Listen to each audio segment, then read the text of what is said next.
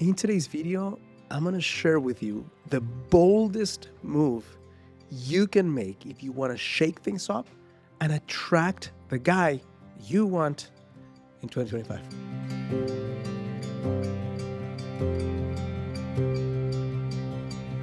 If you're about to start the year and don't have a clear idea of how you are going to find that relationship you've been seeking for months or perhaps years, because you've, in your heart of hearts, have tried everything.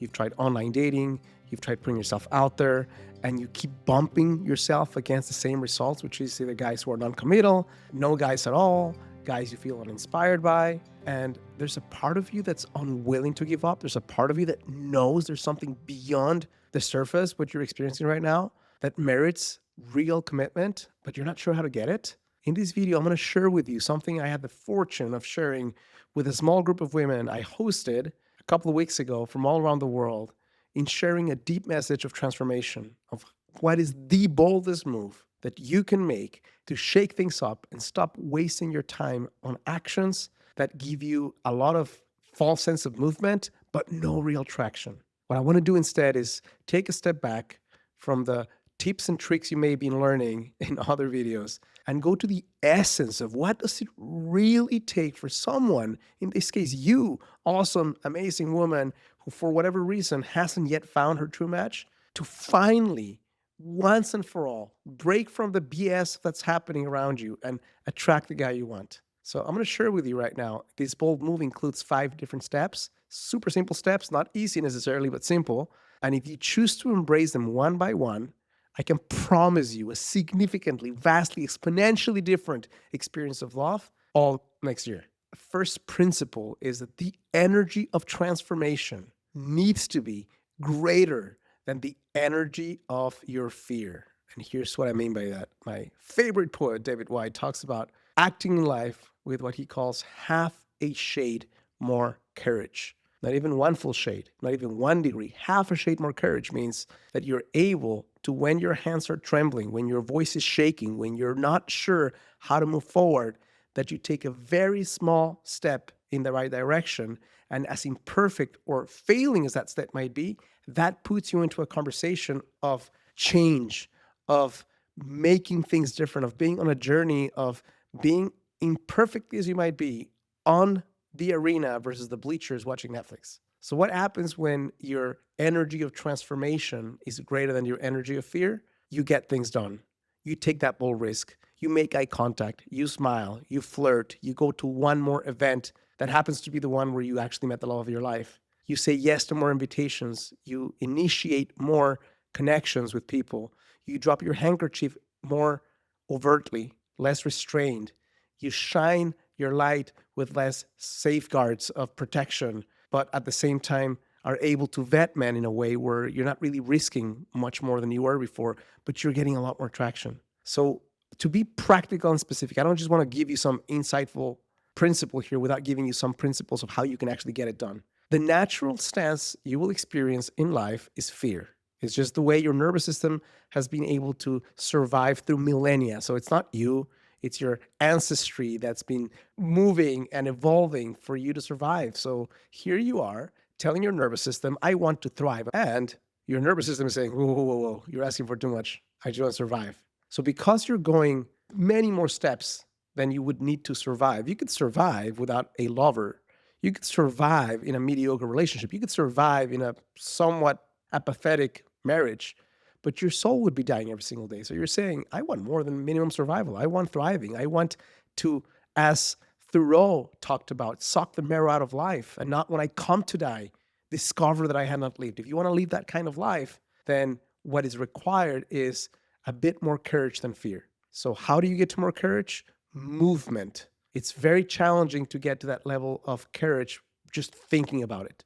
But movement, breath work, cold plunging, cold showers, taking a hike in the mountain, volunteering, doing a little scary thing every single day as a principle. When I was growing up, I had a list of 10 things, and John Mackey, the founder of Whole Foods, wrote to himself, and I forgot the 9 of them, but one I remember profoundly, and it said this, and it changed my life. I do what I'm afraid to do until it doesn't scare me anymore. Think about that. So when you're the kind of human being who puts yourself in different environments, who actually embodies that feeling of confidence, not through just waiting for things, but actually making changes, then you're the kind of human being that can get life to be magnificent and not just surviving in life. Second principle that can help you find your ideal life partner this year versus just hoping for it or being on the hamster wheel is make finding this lover a spiritual journey.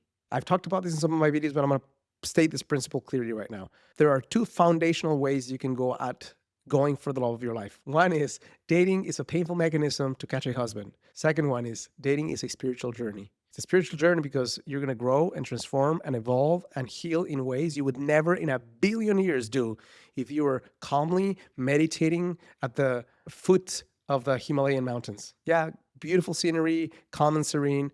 It's easier to do it then than it is to put yourself on the dating line of meeting guys, of vetting guys, of being vulnerable, of being ghosted, of going through all the experience you're going to go through and coming out stronger, more courageous, more open-hearted at the other end. Because when you take dating as a spiritual journey, then you're not looking at this binary false narrative of I have my guy is a one, I don't have my guy is a zero, so it's like a binary thing. No, it's I'm on this transformational journey, so I may not yet have found the guy, but I'm more open, I'm more assertive, I'm more generous, I am better at setting boundaries, I am more gifted in expressing my needs. When all of that's taking place, you're becoming an amazing human being through the journey of dating instead of just using it as a catching a guy program. So think about this. The moment you decide that dating is a spiritual journey, you will step into it differently than you had before.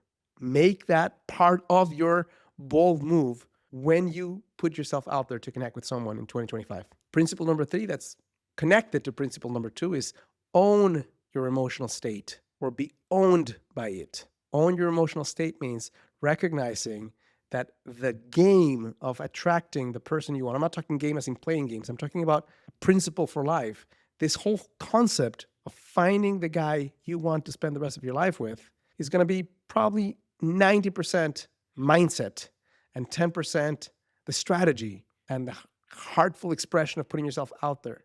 The mindset and your heart muscles, that's going to be the bulk of the work. And most people focus on the what's the best app and what's the best location to meet the guy. And the real question is, who is the I that will meet him? If the I that will meet him is a human being who is in full contact with her emotional states, who's able to self-soothe, able to self-express, who's able to navigate conflict without losing her mind, to be able to come back to a place of equanimity when storms hit you, and they will. No matter how gifted you are, no matter how awesome your journey is, there's going to be things that happen in the midst of dating that will shake you up to your core, that will remind you of traumas you may have experienced in your childhood. As much as you've worked on them with a therapist, things will arise that will need some focus and understanding and connection. So if you're the kind of human being who's consistently gauging your emotional state, who's not just at the whim of life, but able to come back and do certain self-soothing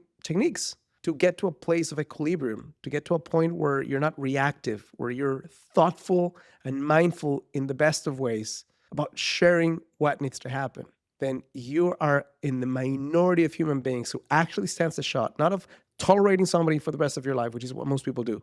Honestly, look around you.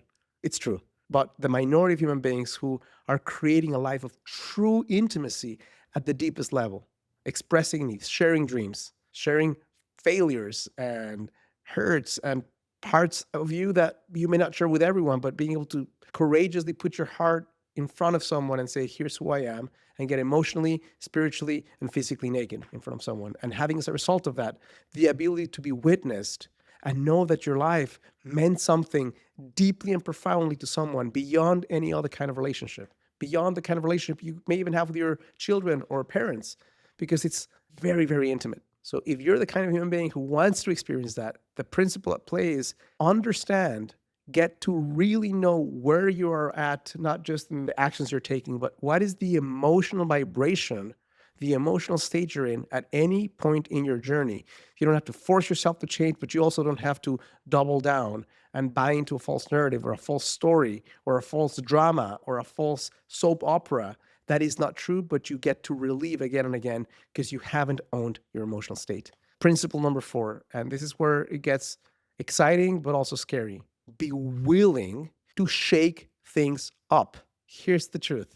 Most of us get to act in a very limited way based on rules we've set for ourselves or we believe are true for humanity. And sometimes we don't get a chance to shake things up and say, well, what of what I'm doing is working? What isn't working? Because here's the truth. If what you're doing right now is getting into your car, waking up, let's say, checking your email, going to social media, taking a shower, going to work, coming back to your house, making dinner, watching a little TV and going to sleep, nothing horrible about that experience, but you're unlikely to find the love of your life that way. So how about if you wake up and you take yourself to nature for 10 minutes, if that's all you have, or 20 or 30? What if you take a cold shower or a cold plunge as you wake up? What if you smile at every single human you come in contact with? What if you go to buy coffee outside instead of making yourself? Yes, it's cheaper to make it yourself, but the world is outside or in your house. So you go out and you make eye contact with every guy you connect with. What if you were to say yes to more invitations? What if you stop looking for your car keys in the front of the store where there's a big bright lamp, even though you dropped your car keys in the middle of the parking lot, metaphorically speaking? Because in the middle of the parking lot where there's no light and there's rain, that's where you'll find them. But if you're looking for the same location, you go with your girlfriends to the same 3 places and you're not finding the guys, then go to other places, go to other cities, go to other venues. Be bolder in your attempt of finding what you want. Be willing to ask yourself the question, if I only have 1 week to make this happen, what is one thing that I would test that I haven't tested yet? You may even go to the same places, but your attitude is different. You make it a point to not leave the place you're at, whether that's a grocery store or that is a meetup or that is a restaurant, without creating a small conversation with at least 1 or 2 or 3 people. What if that were your rule? I will not leave this place until I've at least had a couple of exchanges with human beings. The first couple of times, you may not get anything. You may actually feel rejected. You might feel inadequate. But guess what's going to happen if you continue showing this way? You will create the energy and the momentum where you're putting yourself out there so much that life catches you halfway and pulls you through. And it sounds hocus pocus, and I'll be maybe a little bit new agey, but I'm telling you right now, having worked and helped so many women across all continents, in all walks of life, who never had the experience of true intimacy and love, to finally get it, to get engaged, to get married, to create life partnerships. They didn't want marriage, but they still wanted to live with someone. And all of it as a result of being bold, courageous, shaking things up, and not saying, what's the least I can do, but what's the most I can do? What is something I haven't tested?